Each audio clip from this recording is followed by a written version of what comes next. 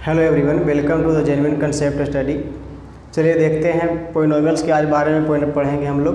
तो पोलिनोमियल्स जो है बिल्कुल इसमें विस्तृत रूप से हम लोग पढ़ेंगे और बिना समय गवाए हुए चलिए शुरू करते हैं। तो समय के बचत के लिए यहाँ पे थोड़ा सा लिख दिए हैं पहले हम। तो देखिए इसको पोलिनोमियल। तो पोलिनोमियल इसमें पढ़ेंगे हम लोग 0 to एडवांस लेवल तक। मतलब कि इस फर्स्ट वीडियो है तो फर्स्ट वीडियो में सिर्फ इसका इंट्रोडक्शन मतलब कि थ्योरी वेरी रहेगा इसका। तो देखिए शुरू करते हैं। तो पहले सबसे पहले इसको डिफाइन कर लेते हैं कि पोलिनोमियल आखिर होता क्या है। तो देखिए any mathematical expression which is in the form of one और more variables and each term is separated by using addition या सब्ट्रैक्शन या multiplication but not by using division is called polynomial. तो देखिए बात इसका सिंपल है, हिंदी में इसका मतलब समझाते हैं आपको। जैसे कि इसका मतलब ही हुआ कि कोई भी मतलब कि एक्सप्रेशन जो हो, मैं पोलिनोमियल्स का मतलब कोई भी मैथमेटिकल एक्सप्रेशन हो। अब मैथमेटिकल एक्सप्रेशन क्या होता है अभी आगे बताते हैं। डिफिनीशन देखिए सबसे पहले बताना इसलिए ज़रूरी होता है ताकि आप नोट्स बनाएं और इसको बेहतर से मतलब कि समझ सकें।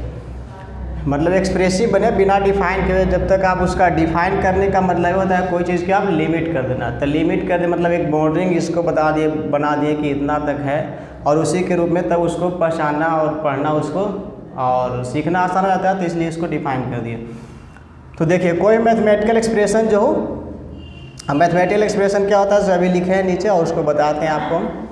तो कोई मैथमेटिकल एक्सप्रेशन जो कि एक वेरिएबल या एक से अधिक वेरिएबल्स का हो और उसको अगर हम प्लस माइनस या मल्टीप्लिकेशन के द्वारा लिख दें तो पोलिनोमियल कहलाता है। तो उसका जो टर्म होगा वो हर टर्म के से अलग होगा। तो प्लस माइनस से मतलब अलग किया जाएगा प्रत्येक टर्म को।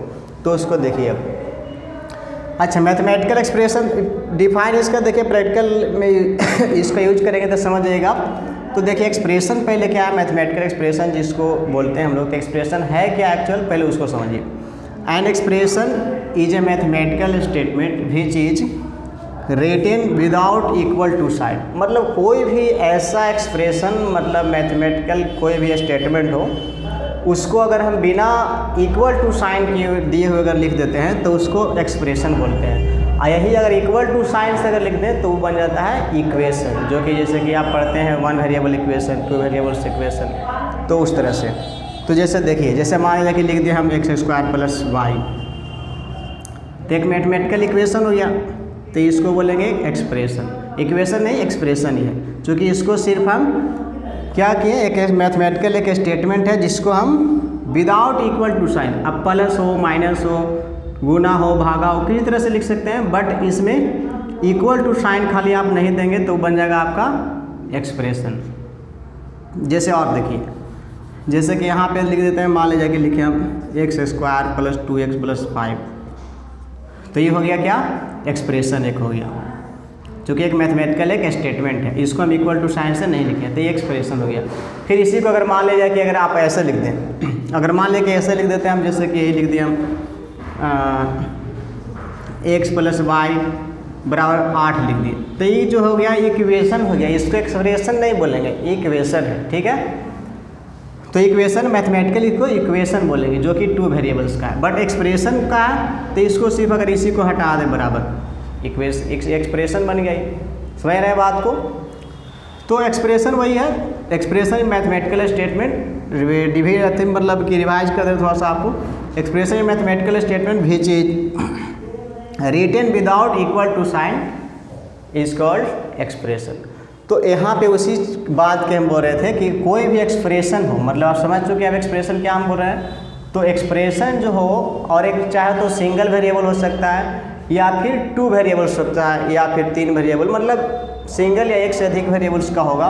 और उसके प्रत्येक टर्म को, टर्म क्या होता है जैसे कि एक ई टर्म हो गया, एक ई टर्म हो गया इस तरह से। जैसे और एग्जांपल्स हैं, जैसे मान लें कि x² + 5 x + 9 लिख दिए इस तरह से। तो एक टर्म भी हो गया, एक टर्म भी हो गया, एक टर्म भी हो गया। तो प्रत्येक टर्म को अगर प्लस माइनस या फिर मल्टीप्लिकेशन या गुना से उसको अगर अलग कर दें हम इस तरह से, मतलब कि उसको व्यक्त किया जाए, तब उसको हम बोलेंगे पोलिनोमियल। अच्छा और एक चीज़ और बात कि पोलिनोमियल होने के लिए पोलिनोमियल होने के लिए होना चाहिए क्या कि इसका डिग्री जो होगा वो बिल्कुल मतलब डिग्री नहीं समझिए, अभी डिग्री आगे नीचे चर्चा करेंगे, पावर समझिए। उसका जो एक्सपोनेंट होगा मतलब वेरिएबल्स का जो भी एक्सपोनेंट है, जैसे कि वेरिएबल्स का ई एक्सपोनेंट हो गया, फिर इसका ही पावर 1 है। पावर या एक्सपोनेंट समझिए एक ही चीज़ है। तो जो वेरिएबल्स का जो एक्सपोनेंट होगा यानी पावर्स जो होगा उसको हमेशा एक होल नंबर होना चाहिए, बस ध्यान समझिएगा। जो वेरिएबल्स जो भी इसमें यूज होंगे मैथमेटिकल एक्सप्रेशन लिखने के लिए, जो पोलिनोमियल्स जो बनेगा तो उसमें पोलिनोमियल तभी बनेगा जब उसका पावर जो होगा एक्सपोनेंट यानी कि वो हमेशा क्या होना चाहिए, तो एक होल नंबर होगा, उसका एक पावर होगा से, ठीक है। तो पावर को होल नंबर होगा तभी, समझ रहे हैं बात की। जैसे कि एग्जाम्पल के तौर पे देखिए, जैसे कि अगर मान ले जाए, आगे चर्चा करेंगे हम कि कैसे पोलिनोमियल को पहचानते हैं, तो चलिए पहले इसको और समझ लेते हैं फिर उसके बाद मिटाएंगे इसको। तो डिग्री ऑफ पोलिनोमियल समझ लेते हैं, फिर उसको बाद बताते हैं आपको। तो देखिए डिग्री जो कोई भी पोलिनोमियल का हम लोग निकालते हैं तो 9th और 10th स्टैंडर्ड लेवल तक की जो भी जो पढ़ना है आपको डिग्री पोलिनोमियल्स के बारे में, वो सिंगल वेरिएबल्स का ही पढ़ना है।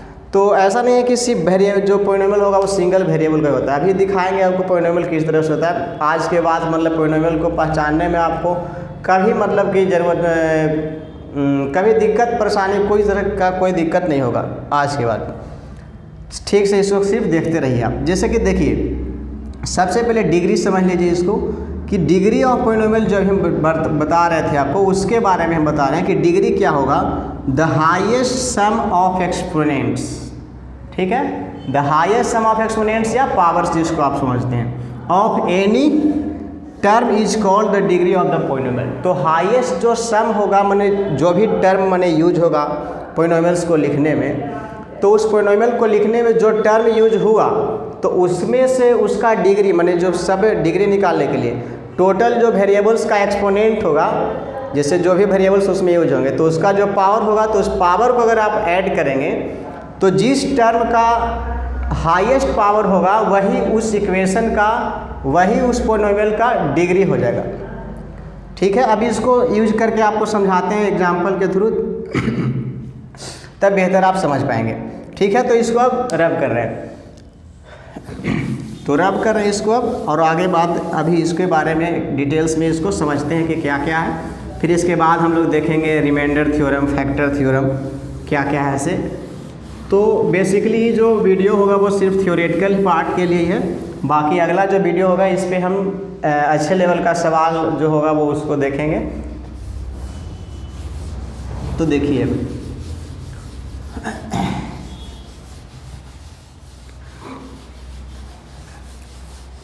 चलिए अब यहाँ पर देखते हैं। तो जैसा कि आप देख रहे हैं इसका हेडिंग हम लिख रखे हैं कि 0 टू एडवांस लेवल जो पोलिनोमियल्स होगा, तो बिल्कुल 0 टू एडवांस लेवल तक के पोलिनोमियल्स पढ़ाएंगे। मतलब इस तरह का कंसेप्ट मतलब कि देंगे इसमें, और इस लेवल का क्वेश्चन हम यहाँ पे डिस्कस करेंगे जो आप मतलब कि उस तरह के सवाल शायद आप 9th 10th स्टैंडर्ड लेवल तक नहीं देखेंगे, बट उसको सीखेंगे बिल्कुल आप आसानी भाषा में आपको हम सिखाएंगे। तो देखिए, तो अभी बता रहे थे कि पोलिनोमियल होने के लिए डिग्री जो होना चाहिए यानी एक्सपोनेंट जो होगा हमेशा एक होल नंबर होगा।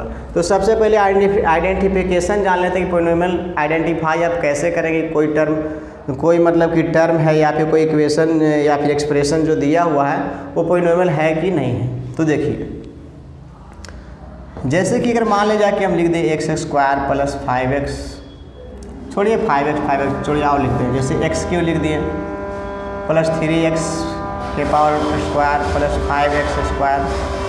5x plus 6।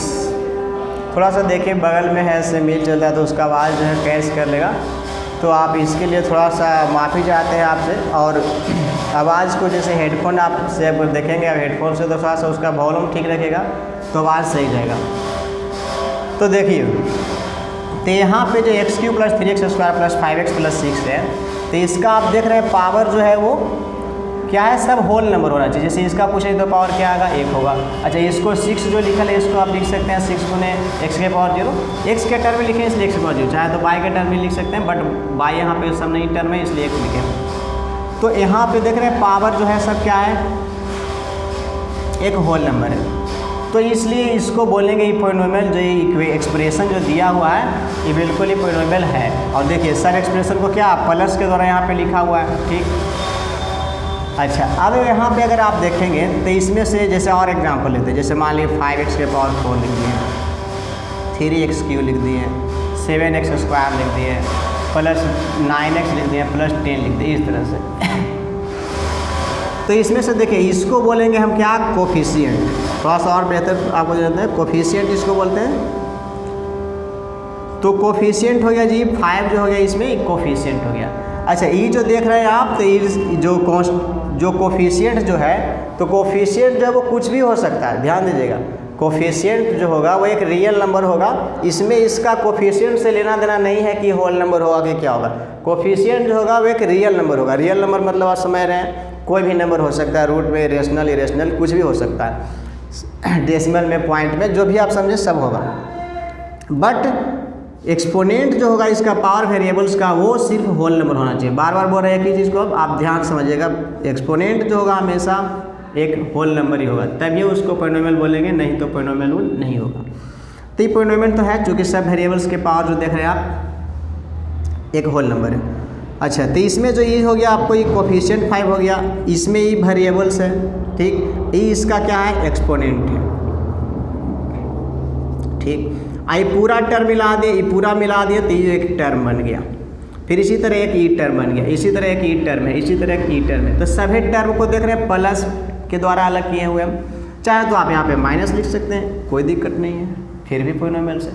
तो प्लस माइनस कुछ भी। अच्छा, गुना जब लिखेंगे तो कुल मिला के जो पूरा हुआ एक सिंगल टर्म ही बन जाएगा। जैसे कि देखिए, मान लीजिए 5xy लिखे गुने 6xz लिख दिया ऐसे, तो आप देख रहे हैं यहाँ पे, तो 5xy गुने 6xz लिखे हम, तो इसमें से ऐसा नहीं है कि एक अलग टर्म है, दोनों मिला दीजिए, गुना कर दीजिएगा, देखिए एक ही टर्म बनेगा। 6 बजे 30 x² yz हो गया, तो एक सिंगल टर्म बनेगा। तो जब भी मल्टीप्लिकेशन आप मतलब दिया हुआ रहेगा, तो मल्टीप्लिकेशन दिया हुआ रहेगा, तो इसका मतलब समझिए कि वो एक सिंगल टर्म ही हो सकता है, तभी उस पॉलिनोमियल को हम मल्टीप्लिकेशन के तौर पे लिख सकते हैं। बाकी अगर अलग अलग टर्म लिखेंगे तो प्लस और माइनस से लिखना होगा, तभी उसको अलग अलग टर्म को के रूप में कंसिडर किया जाएगा। तो इसमें आप देखेंगे तो ये कांस्टेंट हो गया, और ये आपका ही वेरिएबल्स हो गया, तो ये भी एक पॉलिनोमियल्स है। बट इसमें के वेरिएबल्स के पॉलिनोमियल है, तो 3 वेरिएबल्स का पॉलिनोमियल है। और देखते हैं,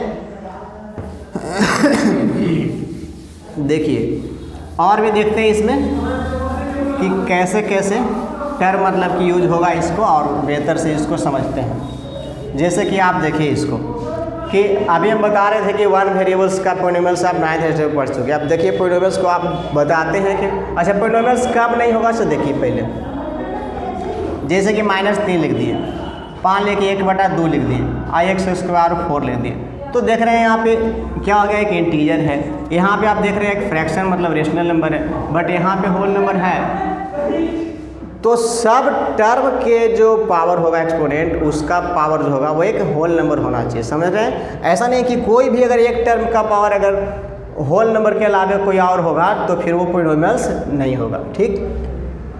तो यहाँ पे देख रहे हैं ये पॉलिनोमियल नहीं है,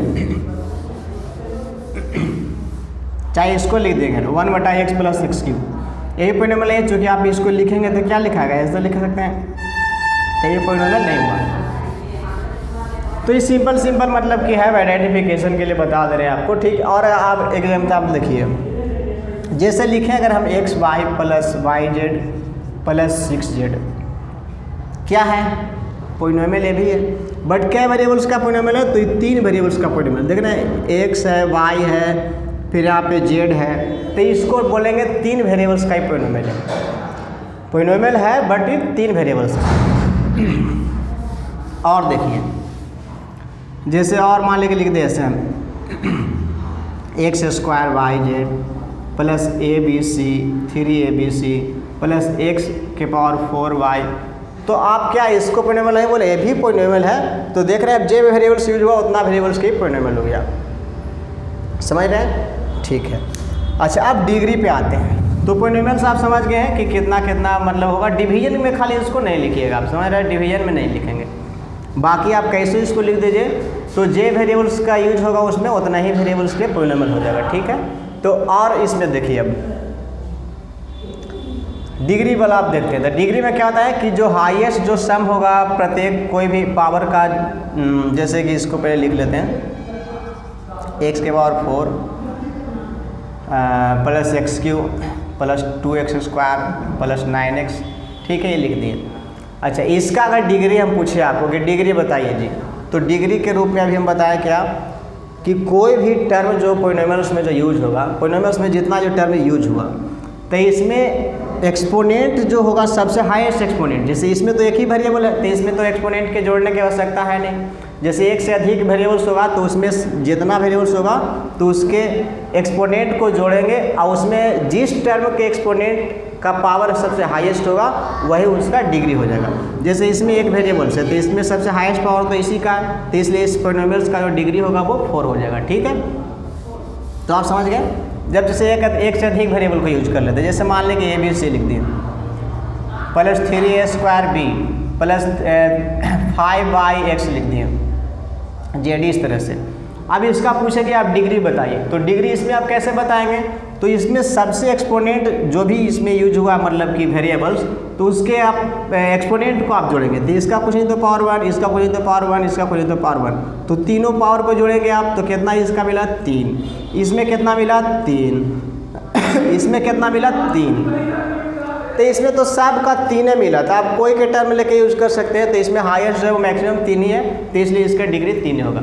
अगर मान लें कि इसी को अगर ऐसे कर देते हैं, यहाँ पे 3 कर दिए, तब देखिए इस कितना हो जाएगा, 3 और 2 5 हो गया, तो इस 5 आ गया, यानी इस जो पोलिनोमियल जो दिया हुआ था इसका जो डिग्री हो गया वो 5 हो गया। समझ गए बात के। तो जो पोलिनोमियल्स का डिग्री आप समझे, इस तरह से समझिए कि दो पोलिनोमियल का डिग्री जो होगा तो उसमें जितना जो टर्म यूज हुआ तो उसमें प्रत्येक टर्म में जितना वेरिएबल्स यूज हुआ है उस वेरिएबल के सभी पावर का सम करने से जिस टर्म का सबसे हाईएस्ट पावर मिलेगा वही उस पोलिनोमियल का डिग्री कहा जाएगा।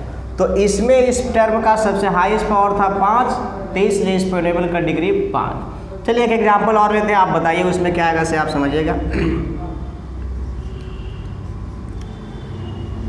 अभी आपको पता भी नहीं था कि इसको पोलिनोमियल इसको ही बोल सकते हैं, बट पोलिनोमियल समझ गए आप। कन्फ्यूजन होने की कोई आवश्यकता नहीं है, जितना वेरिएबल्स यूज हो उतना वेरिएबल्स को पोलिनोमियल होगा। ठीक है, कोई कन्फ्यूजन लगे तो बताइएगा भाई अपना कमेंट में, कहाँ आपको परेशानी है, ऐसे कैसे हम समझ लें।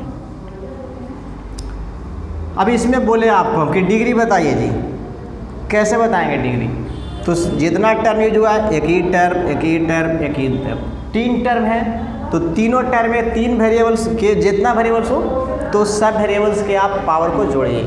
तो 4 1 5, इसमें जोड़िएगा 3, इसमें जोड़िएगा तो 4, यानी 2 ही और 2 1 1 हो गई तो 4 हो गया। तो इसका भी देखिए 5 आ गया। ठीक है, तो इसका मतलब ये भी पोलिनोमियल का डिग्री 5 हो जाएगा। तो इसी तरह से आप जितना मतलब कि निकाल सकते हैं सभी भाई। एक एग्जाम्पल 2-3 को आप बता दिए, बाकी आप इस तरह से आप समझते रहिए। बाकी जितना एग्जाम्पल लेंगे वीडियो उतना ही लंबा होता जाएगा, समझाने के लिए सिर्फ आपको बता दिए और इसी तरह से आप समझते रहिए। तो बस यही ध्यान देना था।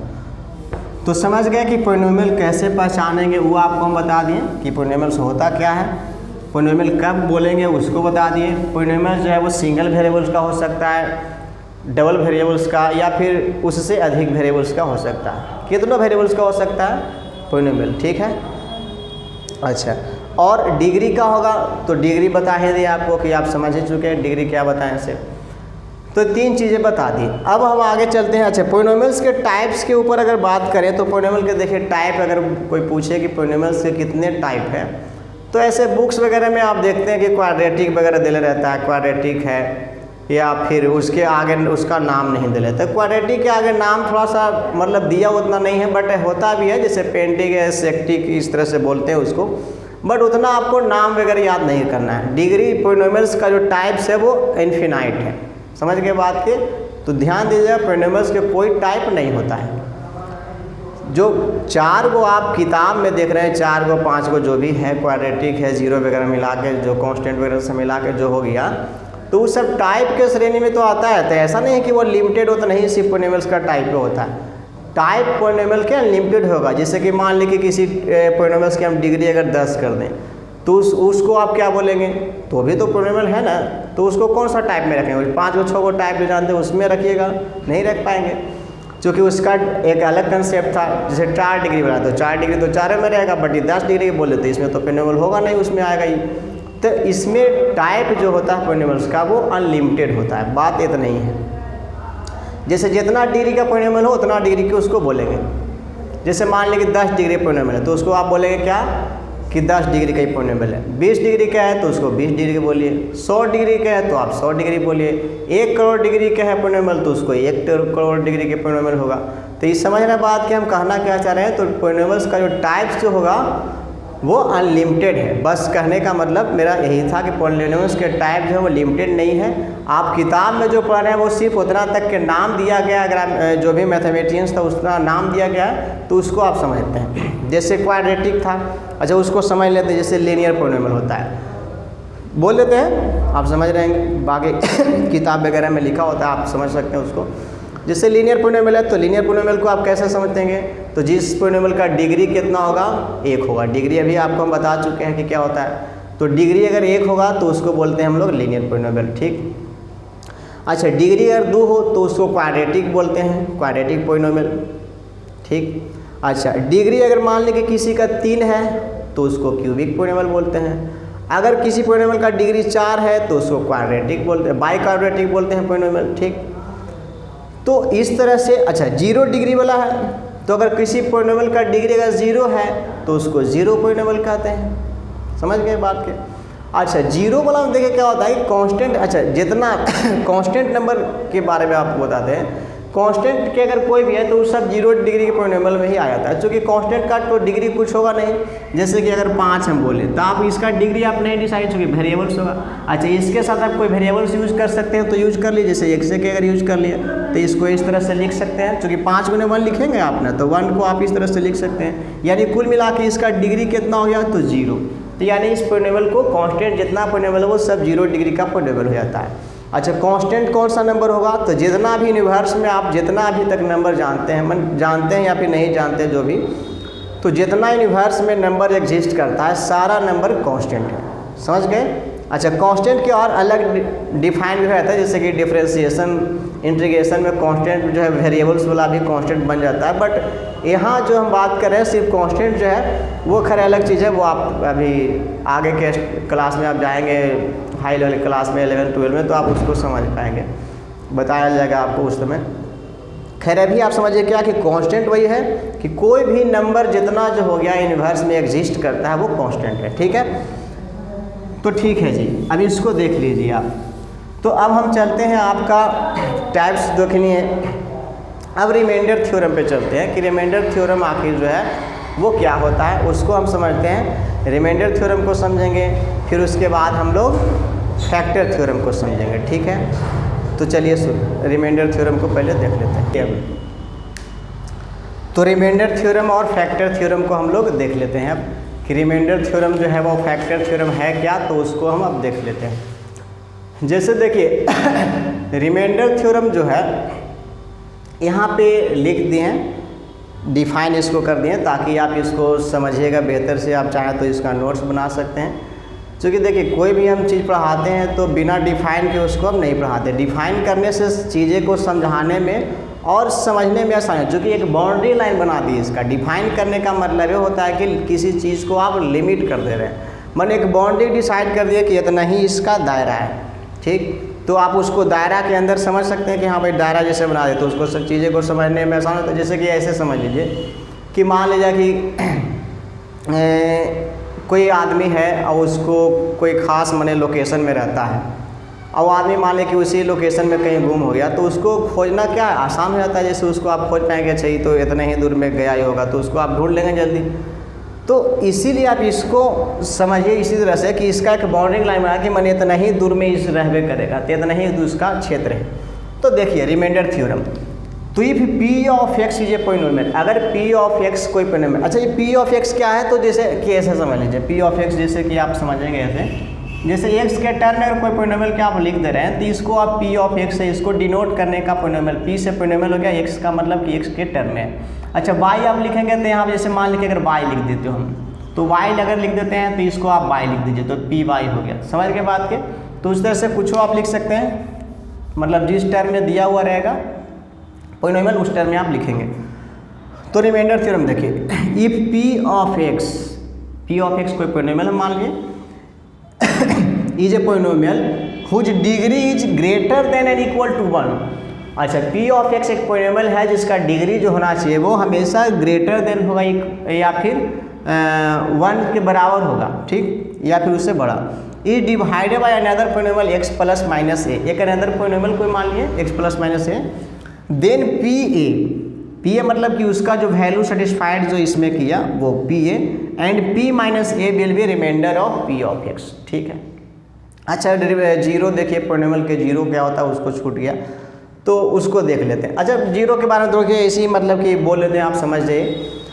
हाँ, जैसे मान लीजिए जीरो क्या होता है पोलिनोमियल का, जीरो या रूट समझिए उसका, रूट्स या फिर जीरो आप समझिए उसका, पोलिनोमियल का एक ही चीज़ है। जैसे कि मान लीजिए कि अगर बोले हम कि कोई भी चीज़ जैसे कि x प्लस 2 है और कोई पोलिनोमियल ले लें जैसे x square plus 5x plus 6 ले, इस तरह से कोई मान लिए हम, तो अगर मान लें कि 2 जो है अगर x बराबर 2 उसमें रखे हम, तो 2 अगर रखने से अगर इक्वेशन का वैल्यू जो पोलिनोमियल लिए हम उसका वैल्यू अगर 0 आ जाता है तब उसका x प्लस 2 जो था उसका 0 कहाएगा।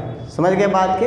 कोई भी हो सकता है, x प्लस 2 नहीं, मैंने कोई भी फैक्टर आप उसको निकालेंगे, मैंने जिस तरह से आप तोड़ सकते हैं। तो जो भी एक्सप्रेशन अगर दिया हुआ हो, कोई पोलिनोमियल्स लीनियर हो, क्वाड्रेटिक हो, किसी चीज़ से हो, अगर किसी का बोल रहा है कि उसका 0 है कि नहीं, तो उसका जो वैल्यू आएगा माने उसका जो भी फैक्टर का या फिर उसका जो भी रूट्स का उसमें रखने से वैल्यू जो सेटिस्फाइड करेगा, मतलब 0 के अगर बराबर आता है तब उस चीज़ को उसका 0 बोलेंगे। बाकी एग्जाम्पल बता देते हैं, आपको समझ लीजिएगा। जैसे कि ऐसे समझिए, एक एग्जाम्पल ले ही लेते हैं। जैसे कि मान लें कि x प्लस 1 लिए हम, ठीक है।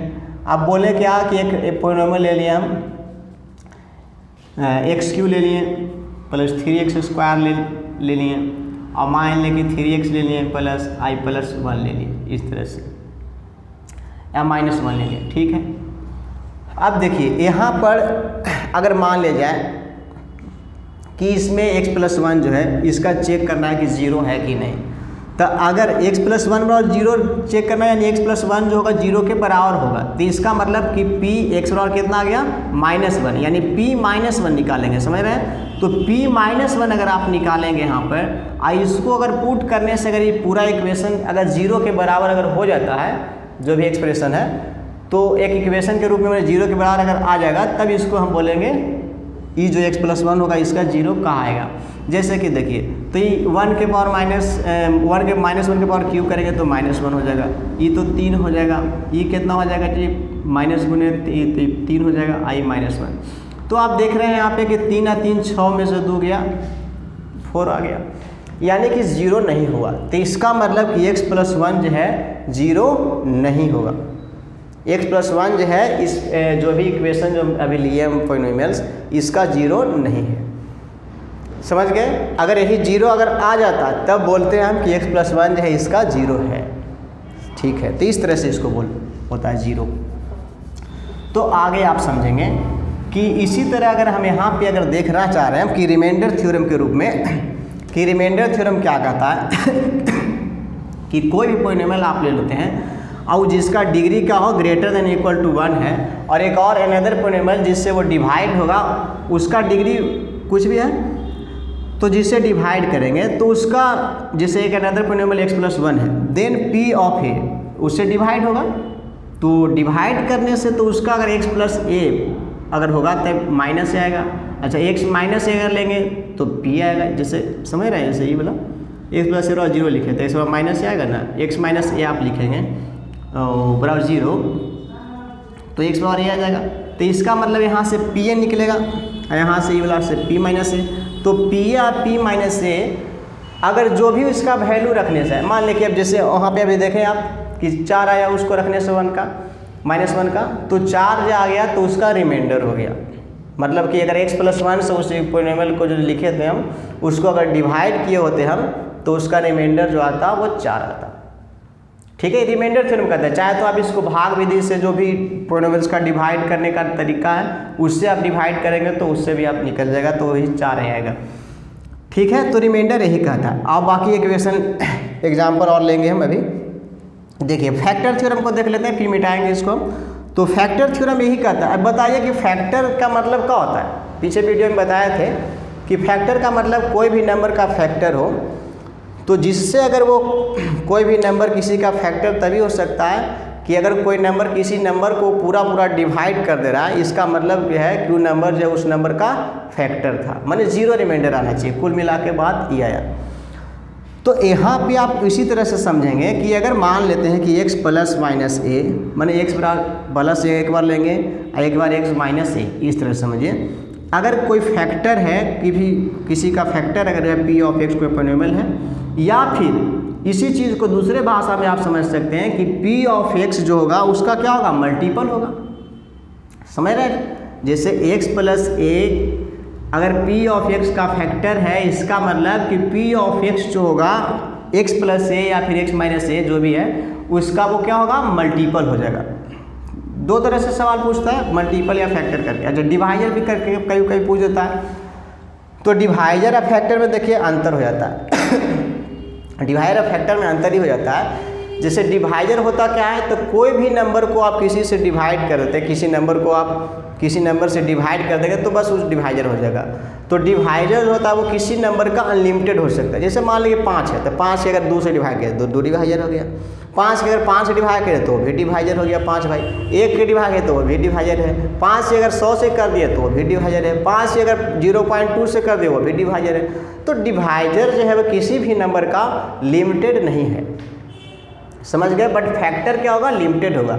तो इससे कंक्लूजन ये निकला कि all factors are divisors but all divisors are not factors. मतलब जितने भी जो फैक्टर्स हैं वो डिवाइजर हैं, और जितने जो डिवाइजर हैं वो फैक्टर्स उल्टा बोला गया। जितने जो डिवाइजर्स हैं वो फैक्टर्स हैं, बट जितने जो फैक्टर्स हैं वो डिवाइजर सब नहीं होगा। जैसे कि डिवाइजर्स कैसे बोले हम कि मान लीजिए कि अगर फैक्टर्स जो डिवाइजर आया उसका रिमाइंडर अगर 0 आ जाता है डिवाइड करने से कोई का नंबर, तो उसका फैक्टर हो जाएगा उसका फैक्टर हो जाएगा। ठीक है। अब अगर मान लिया जाए कि किसी नंबर को डिवाइड करने से अगर 0 नहीं आता है तो फिर डिवाइजर बोलेंगे, तो डिवाइजर फैक्टर हो गया। तो उसी तरह समझिए कि जब डिवाइजर कोई ऐसा हो जिससे डिवाइड करने से 0 आ जाए तो वो फैक्टर भी हो जाएगा। और फैक्टर सिर्फ 0 ही हो सकता है, मतलब 0 करने का मतलब रिमाइंडर 0 आएगा तभी वो नंबर फैक्टर होगा।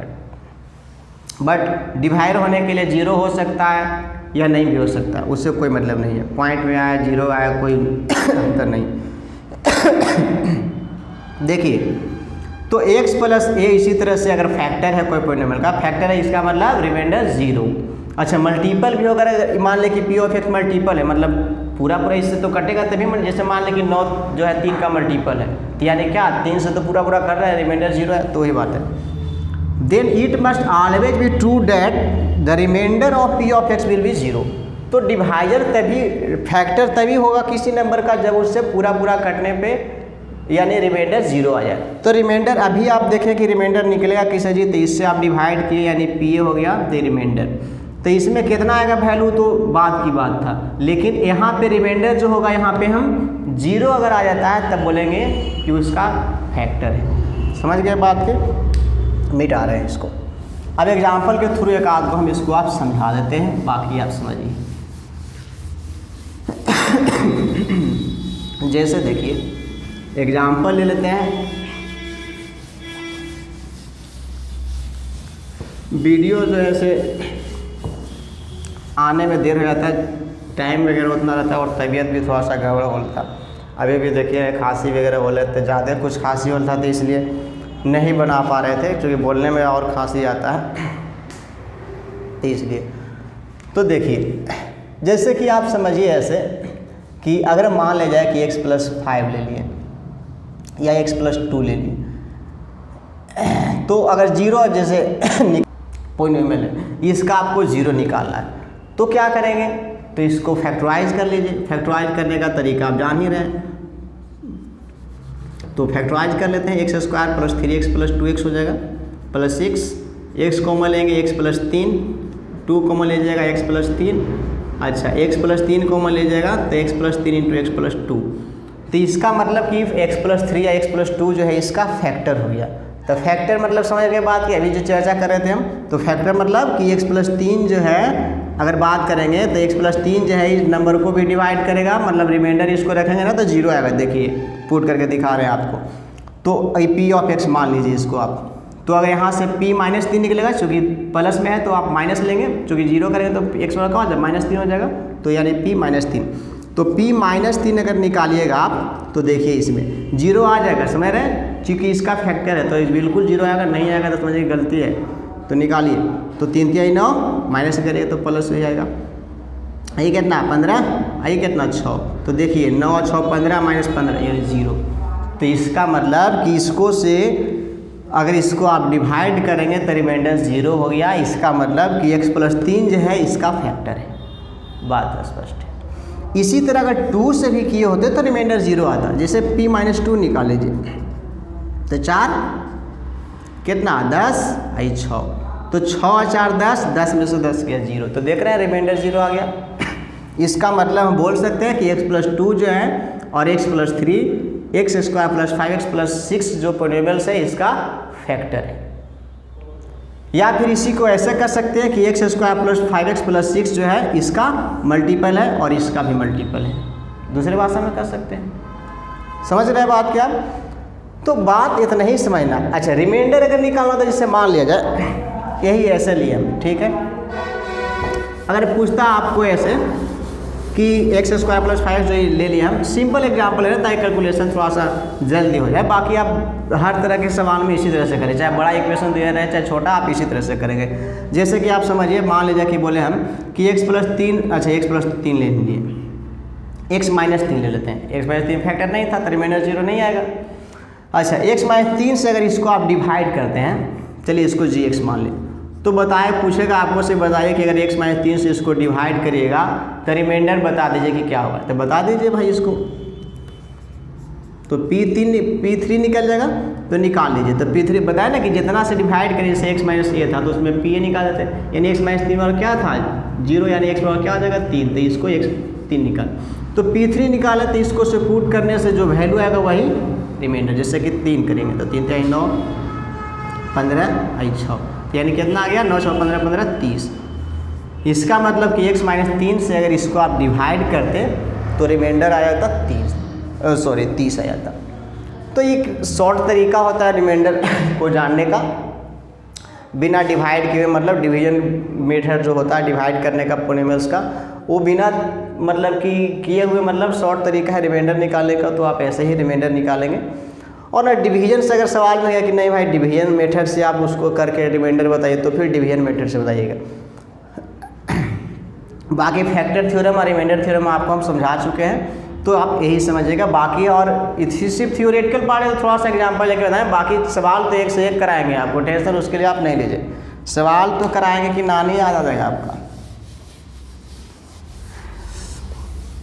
आप उस तरह के सवाल कल्पना नहीं किए होंगे, सवाल इस लेवल का कराएंगे। तो उसके लिए सवाल के लिए आप बेफिक्र रहिए कि ये तो मामूली सवाल है। तो इस कंसेप्ट को समझाने के लिए सिंपल एग्जाम्पल के थ्रू ही कंसेप्ट को समझाते हैं। और वैसे भी आपको पहले ही लिख ही दिए कि 0 to एडवांस लेवल, तो 0 से हीरो बना ही के छोड़ेंगे। तो देखिए आगे देखते हैं। आपको देखिए इस पॉलिनोमियल का जितना जो भी वीडियो डालेंगे हम, अभी तो ये फर्स्ट वीडियो है, इसके बाद जितना जो वीडियो आएगा तो सारा अगर वीडियो आप देख लेंगे पॉलिनोमियल का, तो चाहे किसी भी लेवल का पॉलिनोमियल का सवाल हो, दावा हम करते हैं कि आप पॉलिनोमियल का उस सवाल आपसे नहीं छूटेगा, चाहे कोई भी लेवल का हो। किसी भी लेवल का कर दिए तो किसी भी लेवल का, चाहे तो IIT लेवल का हो, CDS का हो, कैट का हो, 9th लेवल 10th लेवल, कहीं का भी पॉलिनोमियल का सवाल हो नहीं छूटेगा। अभी एक से एक सवाल हम आपको करवाएंगे। अभी सिर्फ ही फर्स्ट वीडियो है, तो आप इसको थ्योरी को ढंग से समझिएगा, और जो सिंपल जो सवाल है इससे आपका हो जाएगा। मतलब कि जो 9th 10th लेवल के स्टैंडर्ड में जो सवाल डले इससे सवाल आप कर लेंगे। अच्छा, और इसमें चीज़ देखिए, एक फैक्टर से रिलेटेड थोड़ा सा एक और कंसेप्ट आपको देते हैं कि अगर मान लिया जाए ऐसा समझिए कि P x sorry P x मान लिए, आई एफ एक्स मान लिए। पी एक्स और एफ एक्स जो है एक ऐसा मतलब पॉलिनोमियल है जो कि दोनों को प्राइम है। If P X and F X are polynomials, मतलब कि अगर ये पॉलिनोमियल्स है, इस तरह के पॉलिनोमियल्स है विच आर को प्राइम, विच आर को प्राइम टू ईच अदर। देखिए को प्राइम का मतलब समझिए कि इसका बीच में जो फैक्टर होगा वो सिर्फ कॉमन फैक्टर एक ही होगा।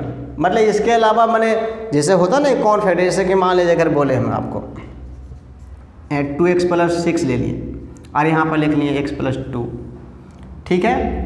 तो अगर बोलेंगे कि ये दोनों कॉमन फैक्टर है कि को प्राइम है कि नहीं, तो देखिए यहाँ पे इसका फैक्टर अगर निकालेंगे तो इसमें कितना हो गया, 2 हो गया। और इससे अगर मान लें कि यहाँ पे निकाल दे, अगर ऐसे लिख देते हैं क्या ले लें 4x ले लिया, यहाँ पे लिख देते हैं 8 इस तरह से। तो आप यहाँ पे अगर 4 लीजिएगा तो देखिए कितना आ जाएगा, x+2 आ जाएगा। इसमें आप 2 लेंगे तो x+3 आ जाएगा। तो इसमें देखिए फैक्टर क्या 1 के अलावा आ रहा है कि नहीं आ रहा है। तो टर्म में भी कोई बन सकता है, हो सकता है कोई एक्सप्रेशन कॉमन हो जाए, समझ रहे हैं। कोई हो सकता है कि एक्सप्रेशन कौन है, जैसे x+2 है x+2 या x+3 इस तरह से कुछ कॉमन हो जाए, तो वो फिर मतलब कि को प्राइम नहीं होगा। मैंने को प्राइम होने के लिए सिर्फ 1 होना चाहिए कॉमन में, इसके अलावा और कोई इसमें कॉमन नहीं होगा। तो इस तरह से पॉलिनोमियल जो है पी एक्स और एफ एक्स है जो को प्राइम है। तो अगर मान लिया को प्राइम ही है दोनों, और ये दोनों अगर किसी का फैक्टर है, जैसे कोई अनदर पॉलिनोमियल लेते हैं मान लीजिए कि और को prime to each other and both कौन दोनों polynomial are factors of another polynomial को ले लेते हैं, जैसे कुछ मान लीजिए जैसे जी एक्स मान लिए। तो अगर जी एक्स कोई पॉलिनोमियल है, इसका अगर फैक्टर है दोनों, तो इसका अगर फैक्टर है इंडिविजुअली, अगर इसका फैक्टर है पी एक्स भी या एफ एक्स भी, इसका फैक्टर मतलब समझ रहे हैं, मतलब इसका जो भी पॉलिनोमियल उसको रखने से 0 आ जाए। तो इसका मतलब इसका मल्टीप्लिकेशन मतलब कि P of x into F x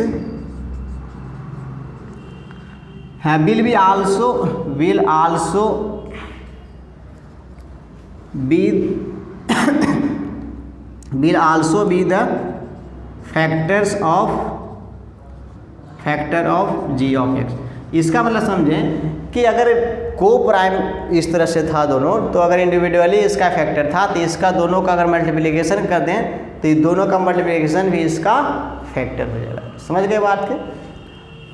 तो थियोरेटिकल पार्ट में इतना ही, मिलते हैं अब नेक्स्ट वीडियो में आपसे। और इस पे जो भी सवाल होगा आप जैसा चाहें, पहले थोड़ा सा मैंने आसान सवाल, मैंने हर तरह के सवाल लेके चलेंगे हम, आसान सवाल, मुश्किल सवाल। ज़्यादा सवाल जो होगा आपको यहाँ पे मुश्किल सवाल ही देखने को मिलेगा, फिर आसान सवाल भी देखेंगे। मैंने जो आप जैसे जो भी बुक्स होता है एडिशन हमारे सवाल होगा, तो इसमें से जो भी सवाल जो अच्छे लेवल का सवाल होगा उसको देख लेंगे। अभी वीडियो काफ़ी सारा इसका मैंने वीडियो बनेगा, चूँकि अभी पता नहीं क्या होगा से। तो आप पहले आर एक्स सवाल आर डी शर्मा वाला देखेंगे सवाल को हम, फिर उसके बाद हम देखेंगे IIT फाउंडेशन का जो बुक्स होता है उससे सवाल उठाएंगे। फिर और अच्छे लेवल का जैसे जो भी एग्ज़ाम वगैरह में पूछा हुआ है IIT वगैरह इस सब में, उसको फिर देखेंगे। फिर इसके बाद हम आपको दिखाएंगे जैसे कि नेट्स वगैरह, नेट फेट से जो भी मुश्किल सवाल होगा उसको देखेंगे। मैंने अच्छे लेवल का जो भी सवाल होगा सब देखेंगे। तो मिलते हैं अब नेक्स्ट वीडियो में, तब तक के लिए आप इस वीडियो को देखिए और सीखिए और बेहतर से बेहतर तरीक़ा से आप इसको समझने की कोशिश करिए। तब तक के लिए ठीक है, थैंक यू।